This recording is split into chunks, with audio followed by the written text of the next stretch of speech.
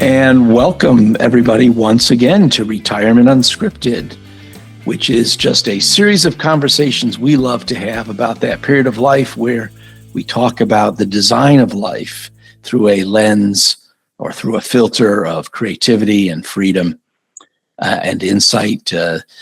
Again, Retirement Unscripted. My co-conspirators here are Jeff Cornwall down in Panama City Beach, Florida, John Fassnacht in Austin, Texas. And we have a really exciting guest today. We're looking forward to getting to know him. His name is Timm Glover. He's up in the Nashville, Tennessee area, which we love Nashville guests, don't we, boys? We've had a few. We've had a few. So, Timm, why don't you briefly just give us a sense of who you are? Yeah, well, thanks, Joe. I appreciate that. Again, Timm Glover, and I'll do my best to control the Nashville twang and not to break out into any line dancing in the midst of it.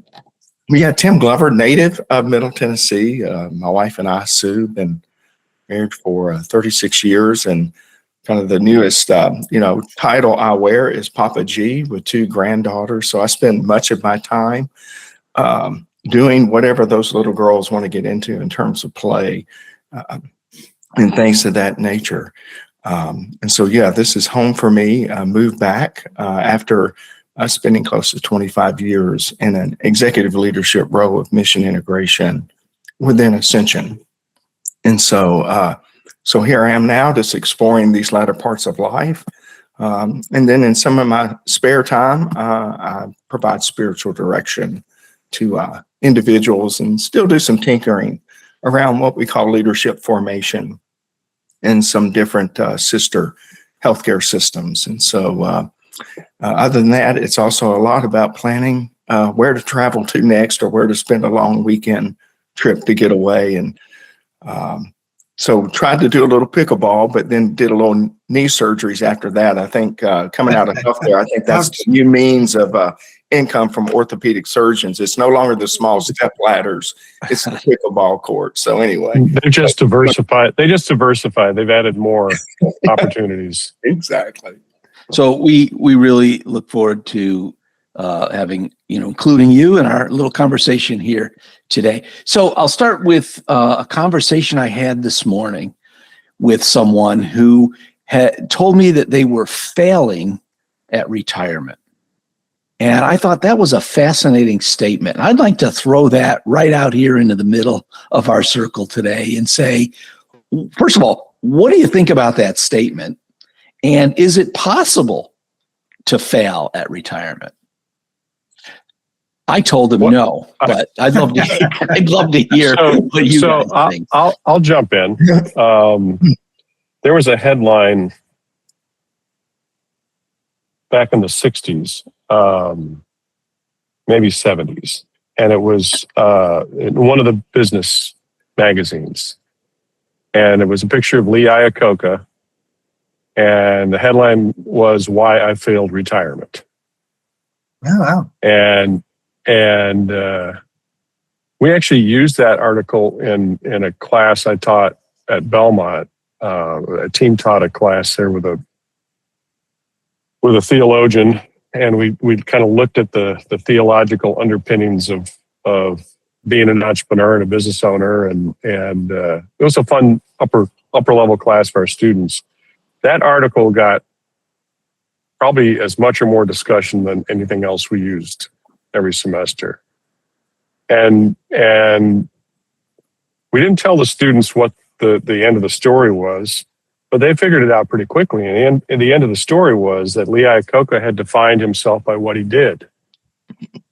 And when he was done doing that, he didn't know who he was. There was this emptiness inside of him because he had thrown him every ounce of his being into being this auto executive at Ford and later at Chrysler. And he was lost, depressed, empty when he retired. Mm-hmm. Yeah. So at least in some of those cases, I think it is possible to fail retirement. That's interesting. And I think Well, our guest today is just perfect for this topic, right? Tim, you alluded to obviously a 25-year career in healthcare, but your retirement career now is really kind of one of spiritual formation and faith building for people. What would be your perspective on, and I think it's a great setup, Jeff, but what's your perspective on, can you fail retirement? Can you be failing at retirement? Yeah, I love that. And I love that story, Jeff. And I'm a Belmont alumni myself, so we've already kind of resonated with each other. So, yeah, it's a great question, because I think maybe like Jeff, it's kind of a yes and a no both. It's no in the sense it's like walking into a cemetery and say, okay, where are the A plus, B plus, C plus, D plus, F students? Everybody there's an A plus student. They did it. Right? They did it. Great. That's great. So yeah, but I think, Jeff, you're onto something there, because when I think about that work of retirement, and even when I retired, I actually, in all my communications, and made it clear that I used the term remissioned. I wasn't retiring. I found myself at a phase of being remissioned. We have a new word. Yes. Yes. We got to it much earlier than I thought we would. But it's this notion, I think, for me, always this notion of vocation. And I used to think early on, and fortunately just kind of continued to work with it, that some vocation was kind of like this, it was a different category than job and career. Or maybe if I could get to this place of professional self-actualization, I'd have this sense of calling what I did. And I realized that for me, that was really a false dichotomy. That vocation for me was really an ongoing synergistic force and dynamic that sought to bring congruency and kind of integration of my identity, who am I, my purpose, why am I, and my core convictions, those non-negotiables for me, all of which would show up in the various different ways I manifested myself in the world, all of my relationships, all the quote hats I wore, because and I call those kind of the icons in the way in which I manifest in the world, because there's no one icon that's big enough to hold the mystery of my being. In my spirituality, only God is, So vocation was really about my Timness, my true self, that could be manifested as a husband, as a grandfather, as a son, as an executive at Ascension. And I held 6 different titles during that 25 years, to even now. So back to, I think, Jeff's insight and wisdom, the Iacocca failed maybe at retirement because somewhere he failed in understanding who he was, what his purpose was, and his core convictions, and how life was really about an ongoing unity and purity of the integration of those 3 things constantly throughout life. And that's the key word, is integration. Because what I've run into with a lot of my world is entrepreneurship. So I'm kind of an outlier in this group, but what I see so often is people try to compensate or balance these things, and that word integration is so important, because you have to bring your whole self and your true self to all those things consistently. Yeah. And when you don't, it leads to really bad things. And we've all worked with people who are very different people at work than they are at home, than they are in other settings, and that fracturedness can really erode who they are and certainly all their relationships. Yeah. There is such synchronicity in this conversation. This morning, I was working with a 19-year-old student here at the school, and we listened to a TED Talk. And the TED Talk was given by a young lady who's maybe 23. And she was talking about how, we are in our 20s, and we're feeling the pressure of determining what our futures are. And we're so wrapped up in being socially conditioned to, you should be this, you should be that, you should do this. And she shared that, she said, my whole perspective changed when a year ago I held my father's hand as he died. And then she said, when that happened, my world shifted. And I realized that what I need to be about is, who am I? What do I care about? What are my values? And not be so caught up on what culture tells me to be, in which case, I end up being not myself, but somebody else. As opposed to early on in my life at this age, trying to really grapple with, who am I? What are my values? What do I really care about? And she made a very interesting point. She said, it takes us maybe a long time to finally come to that awareness, which she kind of defined as midlife crisis, versus being in your 20s. In her 20s? She's in her 20s and 30s, but she had a life-changing event, and she's called it that way, holding my dad's hand when he passed away. And she said, wow, think about it, that, it's in your 20s and 30s that you are making life decisions. Where are you going to work? Who's your partner going to be? If you're going to get married, all those kinds of things. But we don't prepare for that. And her real underlining was just that sense of self-awareness. Who am I? What do I really value? What's really meaningful for me? And I don't necessarily care what the rest of the society or culture tells me. It's getting clear about that as soon as I can. And recognizing that you need some life bumps, if you will, to come to grips with that. It just doesn't come to you. But I was shocked and amazed at her age, at that kind of wisdom at an early age. And again, recognizing that, again, a major life event took her to that place. And I think we can all say when we gained wisdom, it probably came at some sort of a life-changing event. Well, it's interesting because sometimes people flip that around and get it wrong. And you think, well, the decisions I have to make at 20 and 30, who am I? What am I doing? What is society telling me to do, or what am I choosing to do? You think you have to make those at 20 or 30. And then the mistake people make is they get to be 50, 60, 70, and they think that they don't have to make those decisions anymore. When actually that is a crucial time to make decisions about values, right? And who am I going to be and what am I going to do? You have to keep making those decisions. Yeah. Go ahead, Tim. Jeff, I kind of love that term integrity, because I kind of feel like that's kind of the golden thread through some of this conversation right now. And that word also means, in its most ancient form, wholeness. Right. Where we get that kind of notion of integration from. And I think, a lot of times in those 20s and 30s, we're striving after our education, our experience. We're building the resume, we're getting the certifications, the skills. And those things are all vital. They're all good things. And yet, what I have found in my life is what really sustains one is not those things, but the degree of one's integration, wholeness, and maturity. I always found that took a leader much further down the road than regardless of where they got their degree from or how long they've been in their role. I've seen a lot of real bright people with a lot of experience that had all the pedigree and did their residencies where they were supposed to and all this other stuff, but could really wound a lot of people in the midst of that. So it's kind of like Richard War, when I sat with somebody listening to them to interview or something, I was listening for I want to experiences of great love, great prayer, and great suffering. Those three things often would reveal a lot about that person's journey for me. So it sounds like back to that. Go ahead. It sounds like we're talking about three circles in life: a spiritual circle, a intellectual circle, and a physical circle.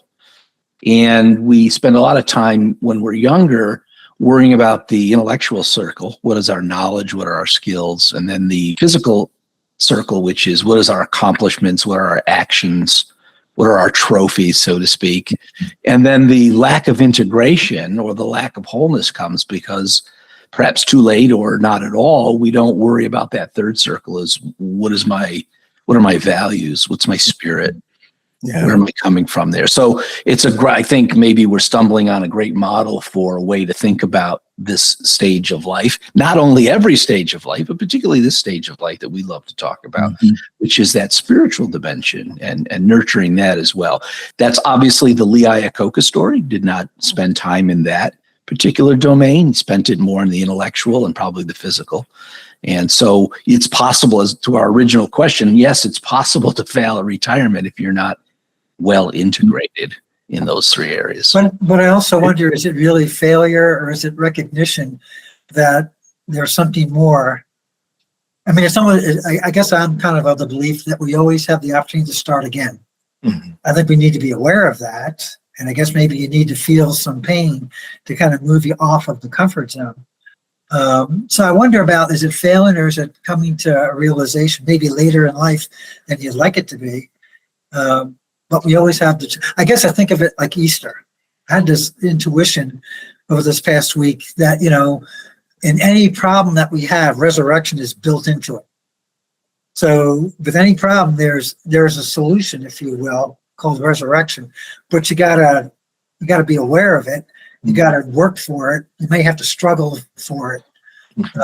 So I don't know. I wonder about that word failure. Failure kind of indicates we're done. I think failure. No, I don't. I would disagree with that. Okay. I'm not sure it's done. I think you can fail and then get back on track.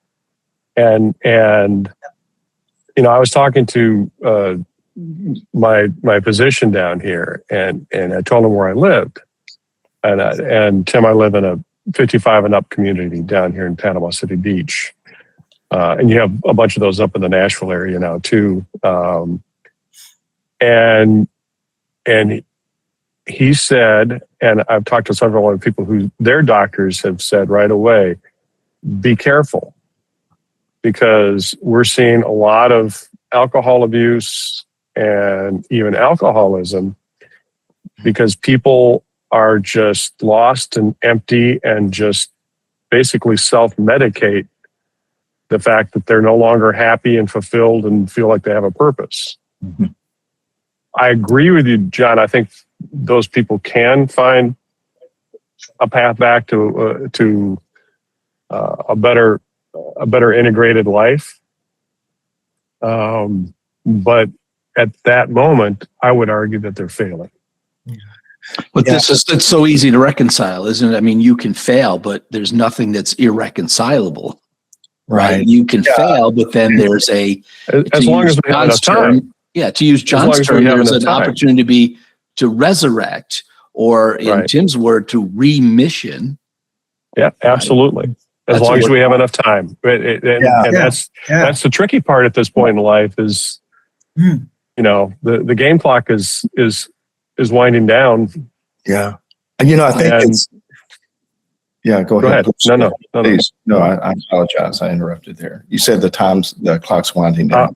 I was just going to wander off into something. Go ahead.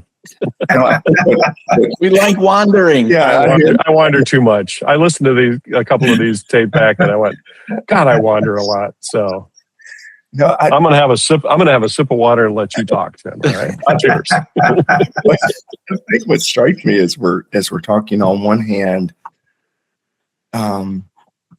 when we are used to kind of striving in those kind of ways of that physical realm, Joe, of accomplishments and achievements, we also, I would add to that, kind of efficiency too.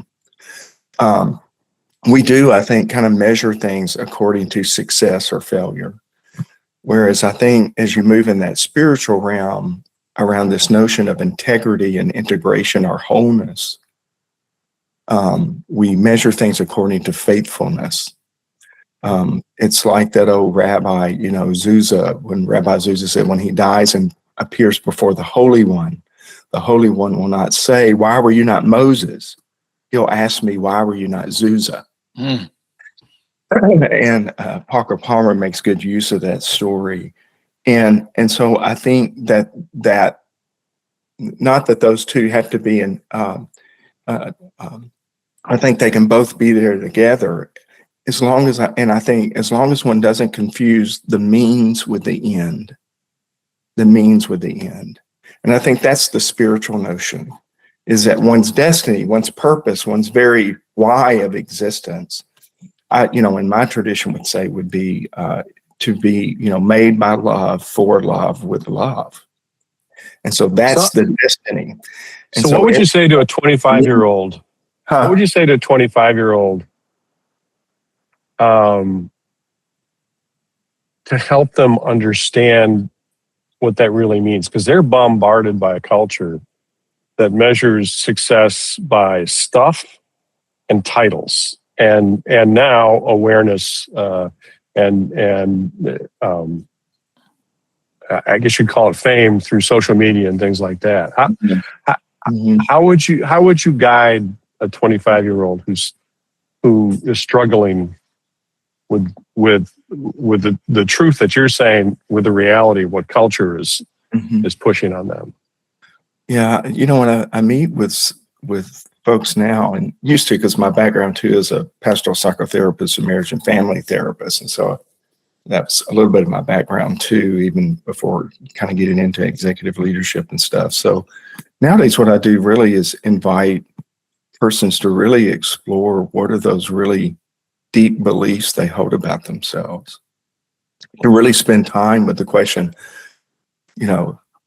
who am I? I am fill in the blank. And what's amazing with some of these young people, and really it doesn't really matter because, I don't know about you all, but I have an unlimited capacity for self-deception. And I think that just kind of stays with us all.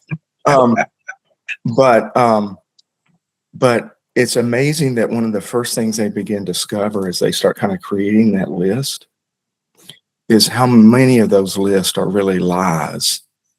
They're lies. I'm not good enough. No matter what I do, just fill in that blank of what that list is on. And then often, I think, Jeff, to your point about the whole journey of integration, sometimes that stuff has some woundedness about it. Sure does. In their life. And so that gives them a chance to really kind of enter into that place, kind of, John, like you were saying, into that kind of place of suffering and those broken and key moments in life, and begin to kind of discover the truth of themselves. And that's not microwavable. That's part of the, that's not a hit on an app on your phone to get to, but helping them come to that is important. And I think over time that's led me to kind of, as I thought about vocation and thought about, what's my formula that I try to attend to around vocational wholeness. It's my identity, plus my purpose, plus my convictions divided by my ego equals my vocation. That sounds like we should write that down. I don't mean to poo-poo all negative on ego. Ego is a part of who we are. It's a part of our identity. I just mean those elements of my shadow, elements of my brokenness, the way I get it. I project that on other people.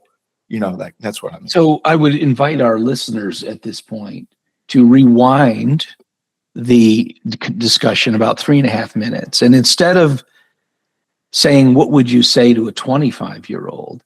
I would say that what we just heard is a great discussion around what you would say to a 65-year-old and what you would say to your 65-year-old self even, or anybody at any point who's listening thinking, how am I going to prepare myself for this next phase of life that some people traditionally call retirement?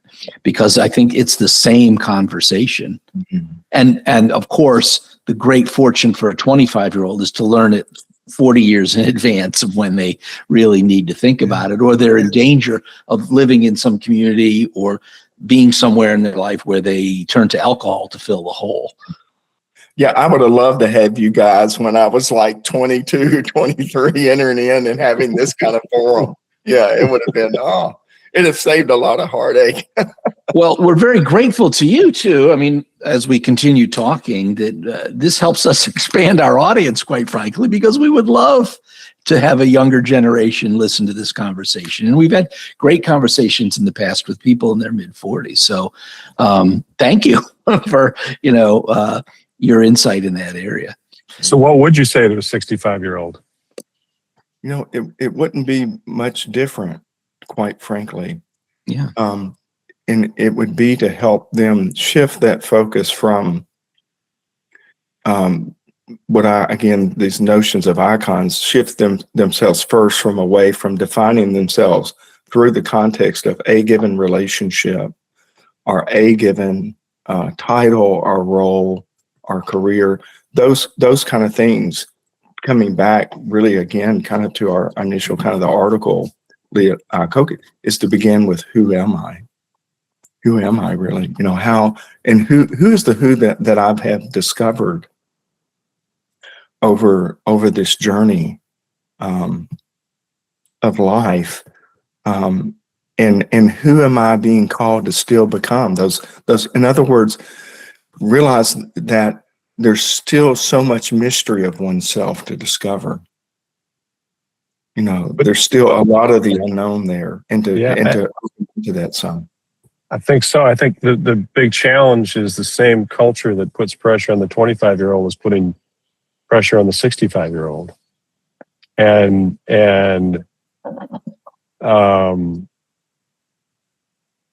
when I don't know if y'all will agree or disagree, but when I talk to one of my friends who's 70, 75 years old, and they say, I'm never going to retire. Mm. Yeah. And we get into a conversation about that. And I mean, that's a fair choice in life to make. But quite often, I won't say all the time, but quite often what it ends up with, I'm just struck by they're afraid of what would be left, what would be next. And so they don't fill it with alcohol. They don't fill it with, whatever. They fill it with Work. Yeah. Work. Mm-hmm. Yeah. So the person I had this conversation with this morning that sparked this question, that's exactly their problem.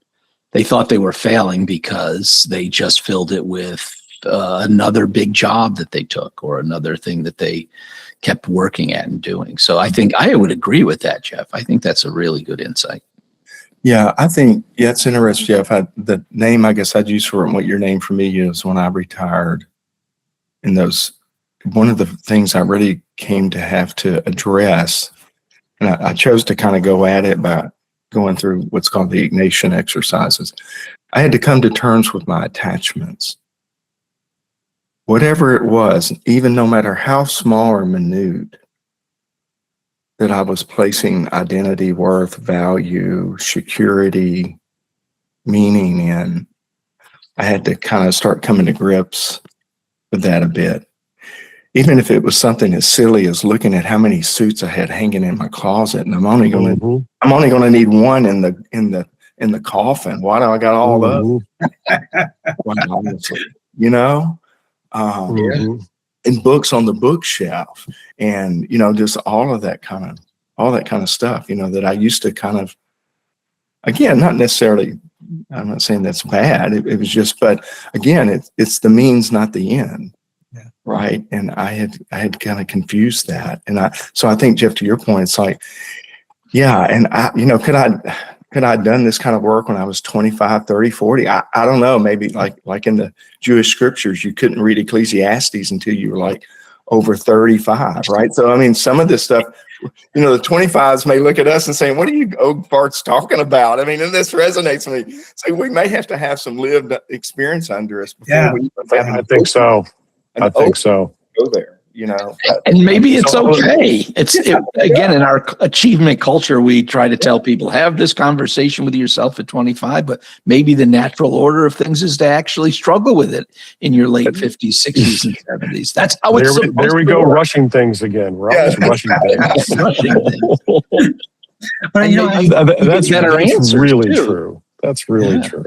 But I think that was kind of the wisdom of this little TED Talk with this young lady, at least of the awareness of my age, her age, 20, almost 30, of recognizing that what's important requires me to look inward. Yeah. So to begin to think of that at this time, not that she has answers necessarily, but to begin to be aware that self-awareness is critical. as you go Yeah, forward. it may not be age, it may be lived experience that matters.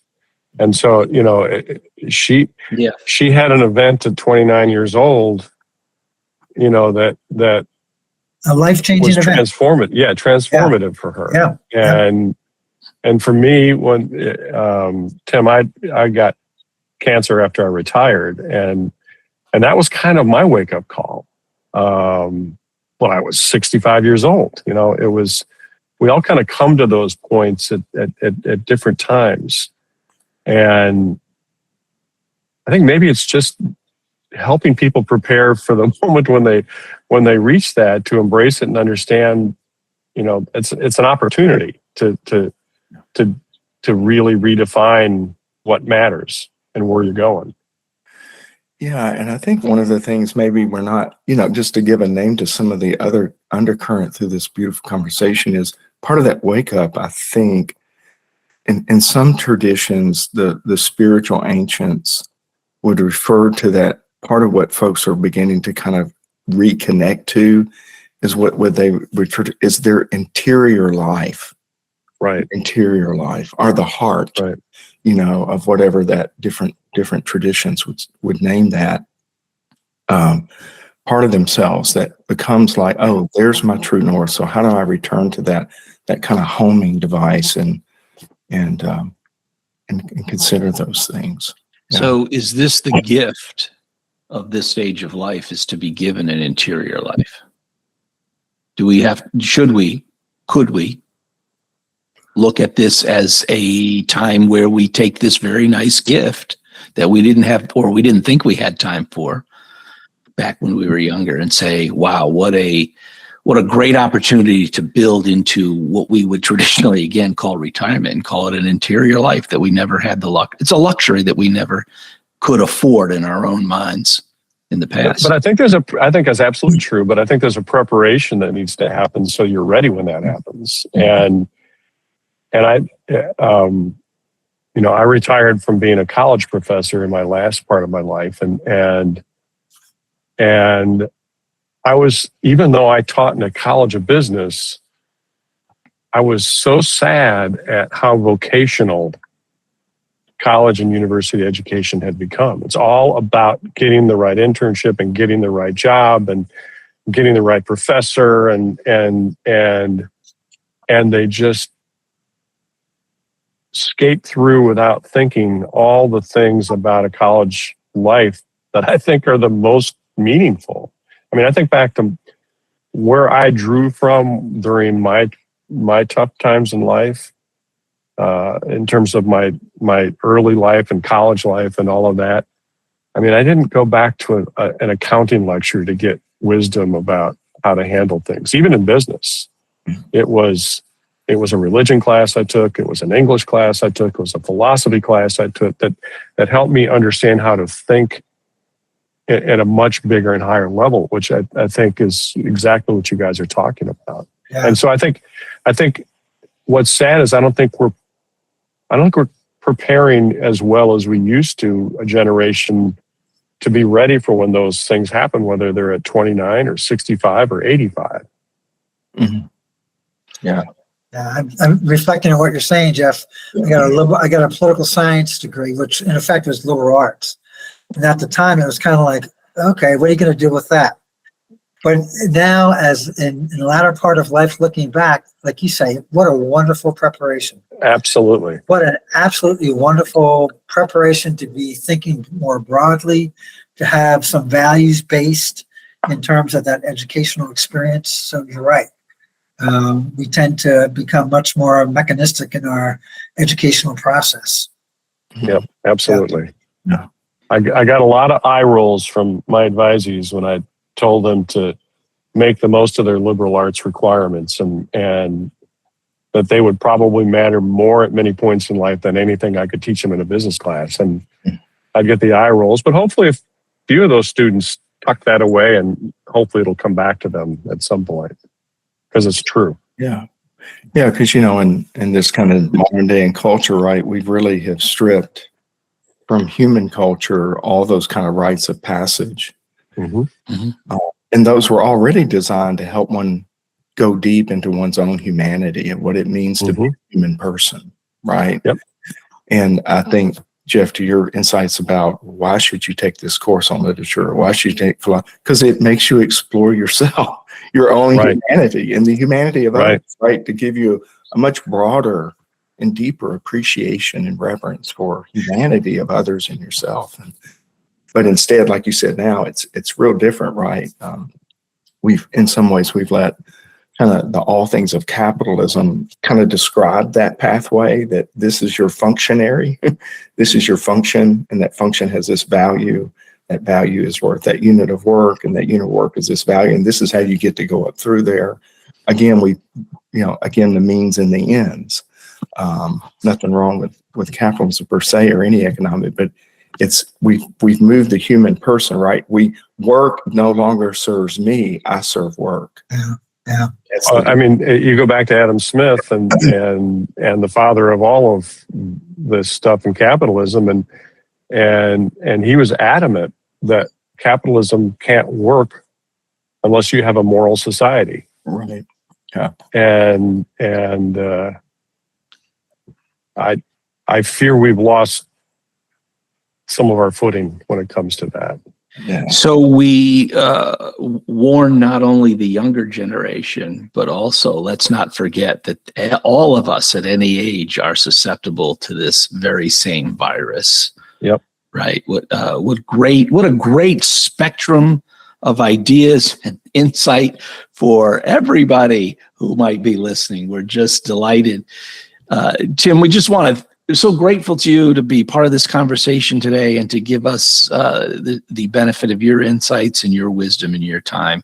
And I just know that we are going to have you back at some point, because we could probably spend another 3 hours on these and other topics and have great conversations. I think anybody who's listened today, they're also grateful for maybe what they might have learned, or perhaps a kernel of an idea that they might take and integrate into their thinking at any stage of life, but of course, as they reach this particular stage of life. What a great conversation we've had, Jeff. On any final thoughts or insights? I would just say that, Tim, I appreciate what you brought to our discussion. It was a very different perspective than we've had, and I think it's a really important perspective. So thank you. Well, thank you, John, Joe, and Jeff, for this. You three are gifts, and what you're doing here is a great gift. So thank you for just letting me be a part of it. Thanks. I know you from an organizational perspective, and I guess what I realized, I thought I've always known it, but I realize now, the way that you have, the way you presented yourself here is the way you presented yourself in the organizational setting. And it made a big difference in that executive leadership team as a role model for an organization. So thank you for that. And thank you for your continued journey and sharing it with us. Thank you. And thank you to our listeners, as always, for giving your time to us. We hope that you subscribe, certainly, but also come back and listen to future conversations. But in the meantime, we just want to wish everybody a good day. Thank you, Tim. Thank you, Jeff. And thank you, John.